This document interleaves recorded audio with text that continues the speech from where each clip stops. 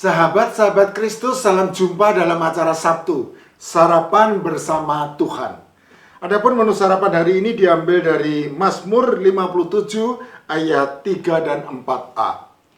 Aku berseru kepada Allah yang maha tinggi, kepada Allah yang menyelesaikannya bagiku. Kiranya ia mengirim utusan dari surga dan menyelamatkan aku.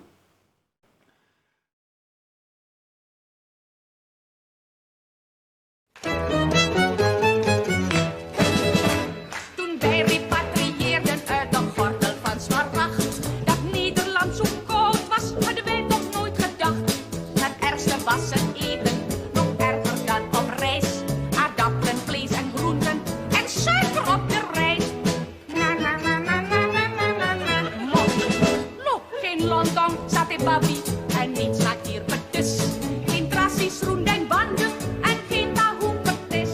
Kue lapis, onde-onde, frikadella of bakpau. Mieketan, geen gula java, daarom ja ik zeg no. Na na na na na na na na na. Geef mij maar nasi goreng met een gebakken ei. Lekkertje blok, wat sambal en wat kroekoek en een goed glas bier erbij. Geef mij maar nasi goreng met een gebakken ei. Wat sambal en wat kroekoek en een goed glas bier erbij. Ik ben nog wel gewend, ja, aan die boerenkool met worst. Aan hutsport met een klapperstuk en melk voor de dorst. Aan stamppot voor andijvie en spruitjes erwtensoep. Maar het lekkerst toch is rijst, ja, en daarom zit ik roep. Na na na na na na na na na. Geef mij maar nasi goreng met een gebakken ei. Wat sambal en wat kroekoek en een goed glas bier erbij. Geef mij maar nasi goreng met een gebakken ei. Wat sambal en wat kroekoek en een goed glas bier erbij. Sahabat-sahabat Kristus mendengar dendang lagu yang unik tentang meminta makanan berjudul Gib X Maar Nasi Goreng, buah karya Witeke van Dort, membawa saya kepada pernyataan Tuhan Yesus Kristus yang tercantum di dalam Matius pasal 7 ayat 7 sampai 11. Mintalah maka akan diberikan kepadamu, carilah maka kamu akan mendapat, ketoklah maka pintu akan dibukakan bagimu.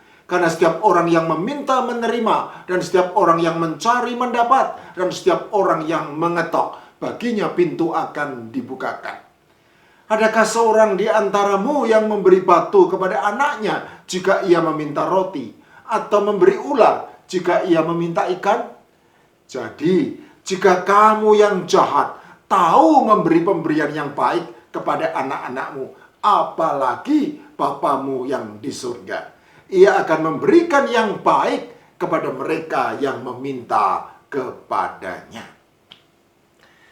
Jika ada yang mengira bahwa pernyataan Tuhan Yesus Kristus ini hanya berbicara tentang makanan, maka perkiraan itu mungkin berasal dari mulut yang belum makan dan perut yang kelaparan.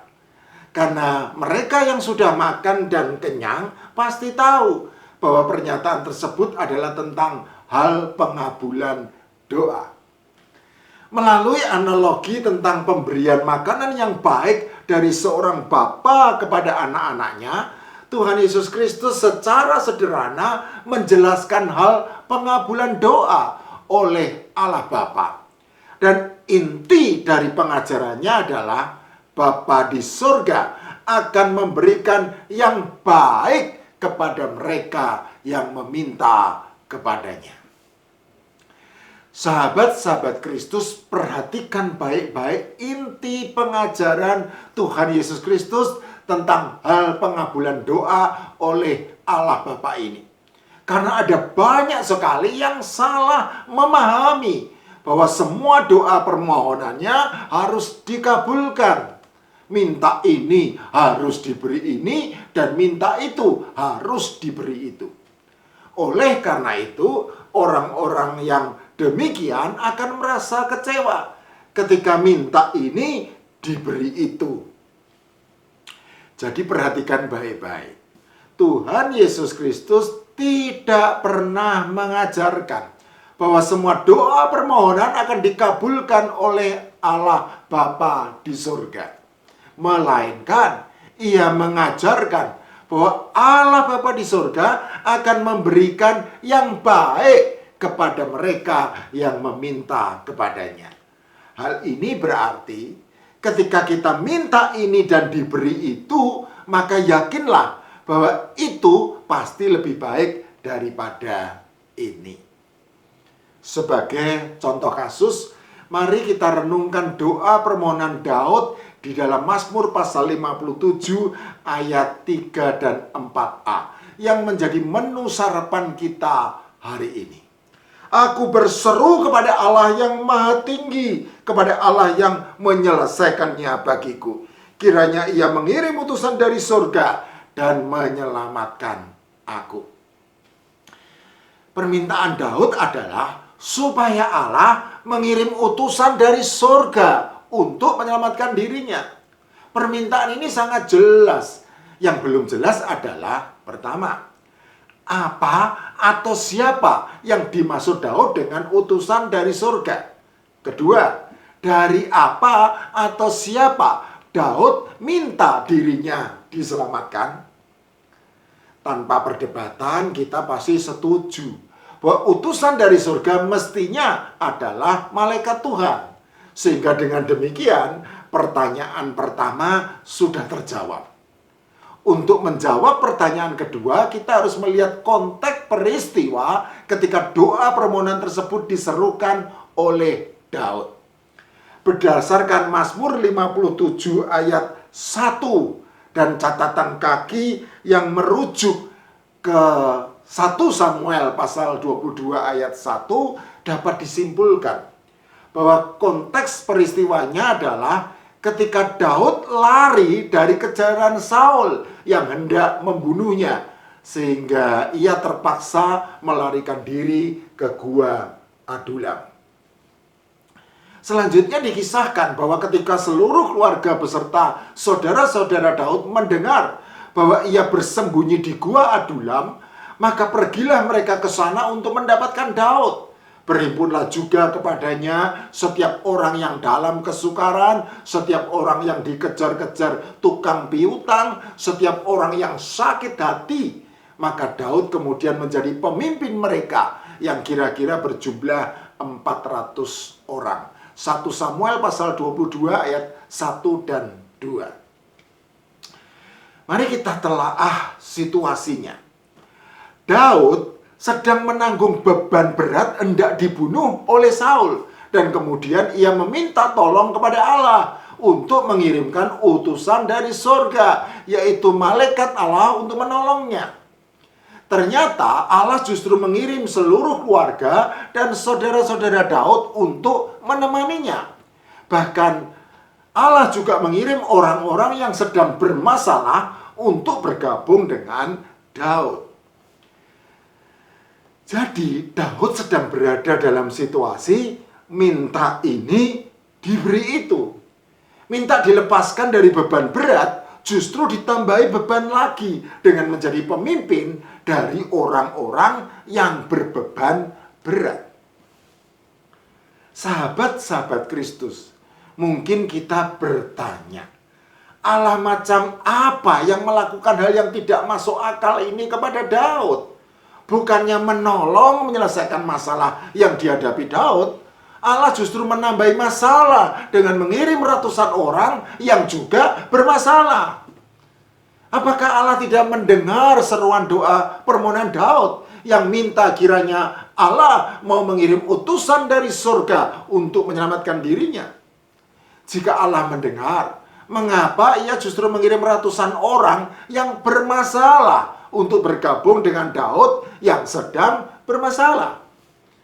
Apakah Allah yang disembah oleh Daud adalah Allah yang tidak mengerti dan tidak peduli dengan permasalahan umatnya?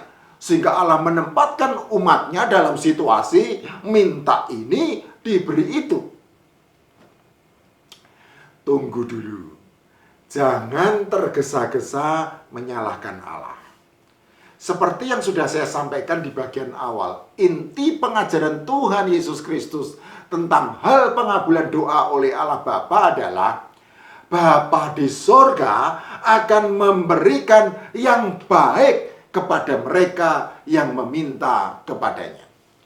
Jadi, ketika Daud minta ini diberi itu, maka pastilah itu yang diberi Allah lebih baik daripada ini yang diminta Daud. Dan hal itu terbukti dalam sejarah kehidupan Daud selanjutnya. Karena ratusan orang bermasalah itu pada akhirnya menjadi pasukan berani mati yang setia berjuang bersama Daud untuk meraih kemenangan demi kemenangan dalam peperangan melawan pasukan musuh sampai Daud berhasil menjadi raja Israel menggantikan Saul. 1 Samuel pasal 23 ayat 1 sampai 2 Samuel pasal 5 ayat 3. Saya tidak tahu bagaimana perasaan Daud ketika berada dalam situasi minta ini diberi itu.